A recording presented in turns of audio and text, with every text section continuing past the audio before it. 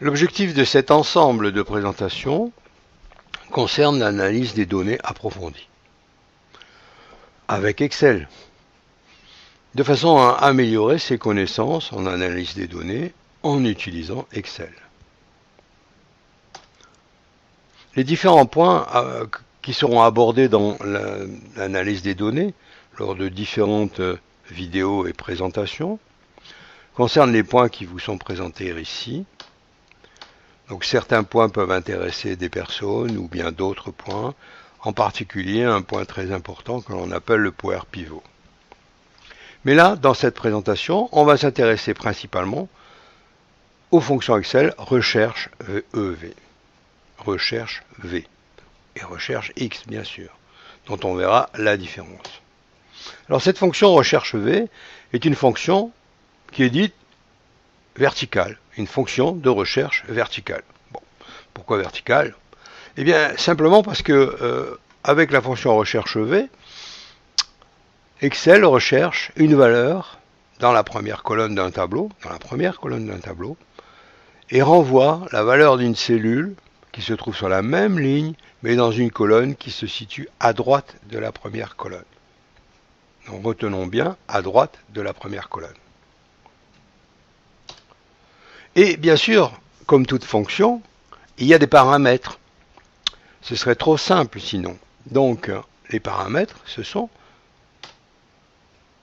valeur recherchée, premier paramètre, c'est-à-dire ce que l'on veut rechercher.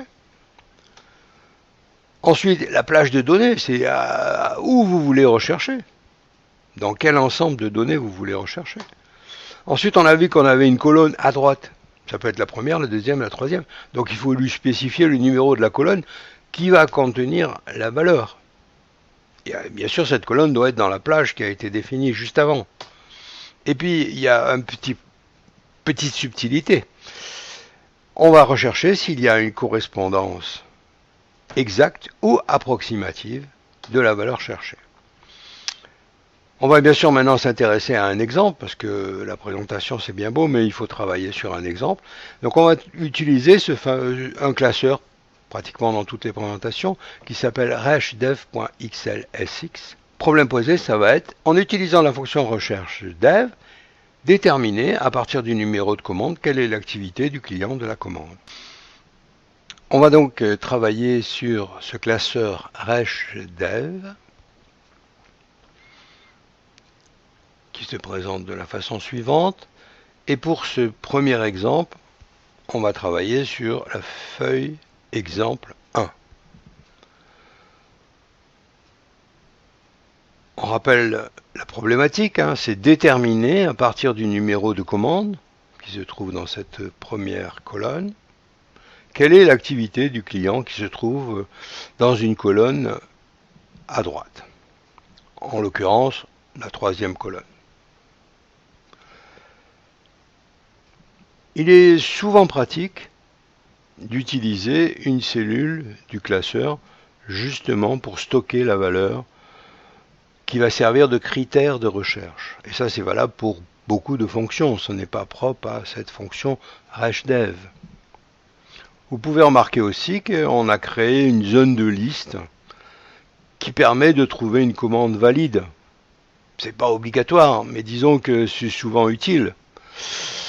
De façon à ne pas rechercher une commande qui n'existe pas. S'il y a des milliers de commandes, on va faire tourner la machine pour pas grand-chose.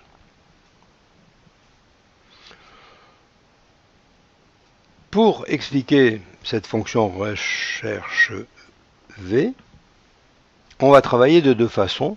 Dans un premier temps, en sélectionnant le tableau, et dans un deuxième temps, en utilisant le nom du tableau.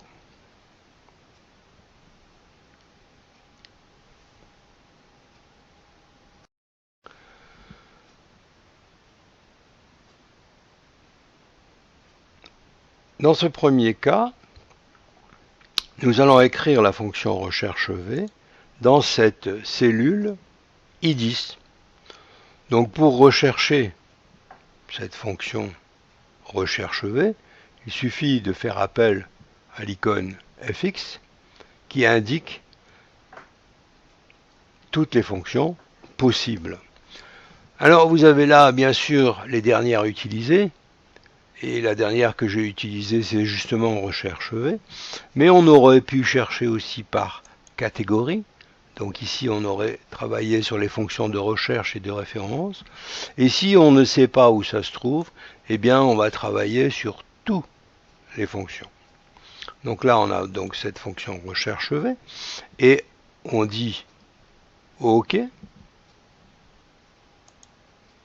Et comme d'habitude, pour les fonctions Excel, on se retrouve avec un formulaire à remplir qui va nous guider en fait dans le paramétrage. Donc la valeur recherchée, c'est ce fameux critère qui se trouve là, en I8. Alors, on a coutume, je dis bien, de bloquer cette cellule en absolu, hein, c'est-à-dire qu'on va appuyer sur F4 de façon à avoir $i, $i8. C'est plus une habitude qu'autre chose parce que imaginez qu'on puisse reconduire cette formule et la recopier, eh bien on aura la possibilité de figer. Ensuite, la plage de données. C'est ce qu'il appelle la table matrice. Alors, quelle est la plage de données? Alors, la plage de données, eh bien, c'est ici.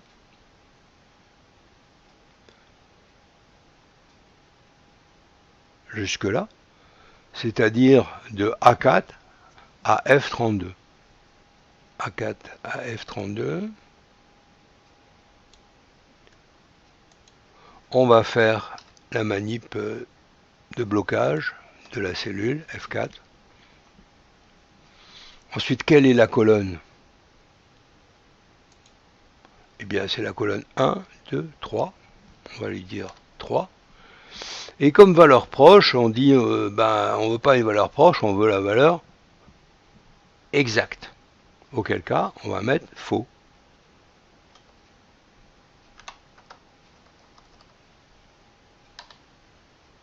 Et égale faux.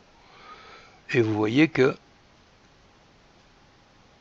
ici, on a les différents paramètres qui sont utilisés et le résultat que vous trouvez ici qui va aller s'afficher dans la cellule I10.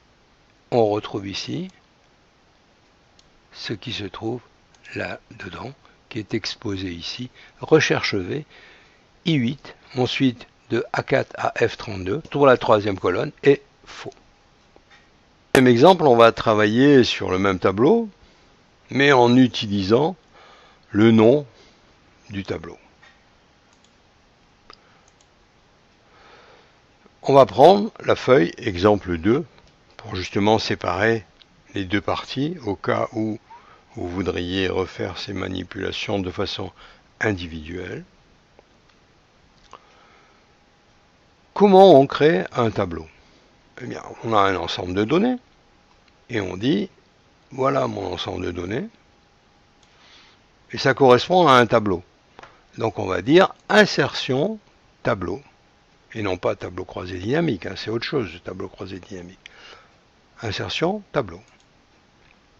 Et il vous précise, vous voulez créer un tableau, ouais, et qui se trouve de A3 à F32, vous voyez lui aussi il bloque les cellules, avec F4 tout seul, et puis vous précisez bien que le tableau comporte des entêtes.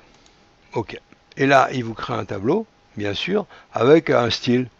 Alors vous pouvez changer ce style. Hein. Alors là, le style, il n'est pas spécialement heureux. Hein. Donc on va rester sur un style simple. Peut-être c'est un peu clair.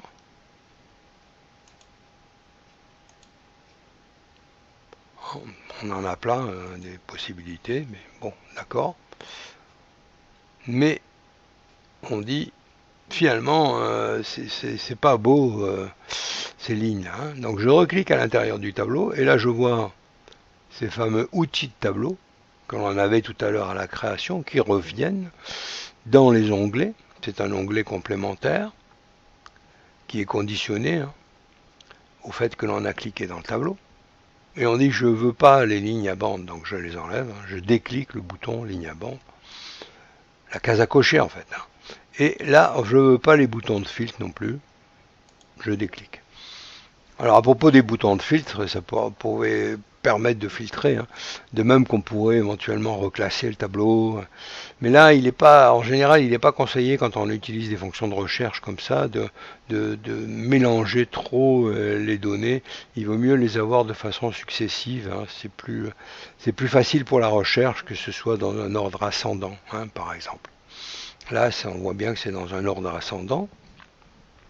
Donc on a créé ce fameux tableau. Mais en fait, ce tableau, il s'appelle comment?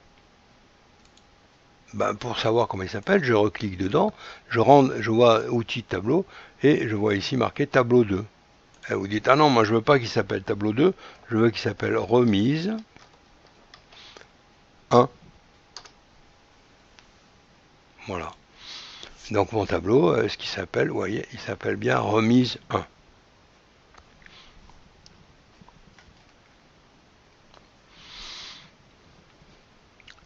Donc on vient de changer le nom du tableau. Pour sélectionner toutes les lignes et les colonnes d'un tableau, on clique sur le coin inférieur, supérieur gauche du tableau.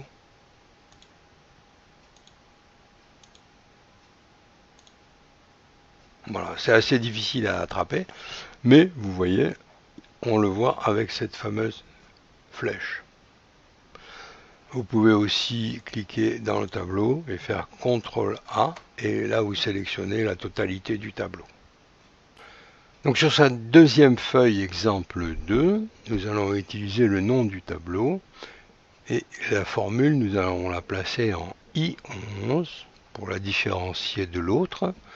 Donc on fait appel à la fonction f de x, on a toujours recherche v, on obtient le formulaire et on veut avoir donc ici i8, ça n'a pas changé, on va bloquer cette valeur.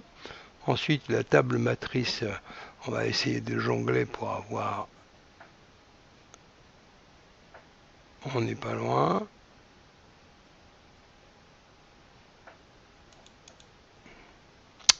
Voilà, il indique remise tout. Ensuite là, il veut un nombre, hein, donc on ne peut pas lui mettre un nom de colonne ni quoi que ce soit. Donc s'il veut un numéro, un nombre, donc on met le nombre, c'est la colonne 3 comme tout à l'heure. Et puis là, on veut une valeur faux pour avoir la correspondance exacte telle que c'est indiqué ici. Et on obtient donc le résultat. OK. Et voilà le résultat. Donc c'est recherche V, I8, remise 1 dièse tout pour indiquer que c'est la totalité du tableau, pour la colonne 3, et valeur exacte.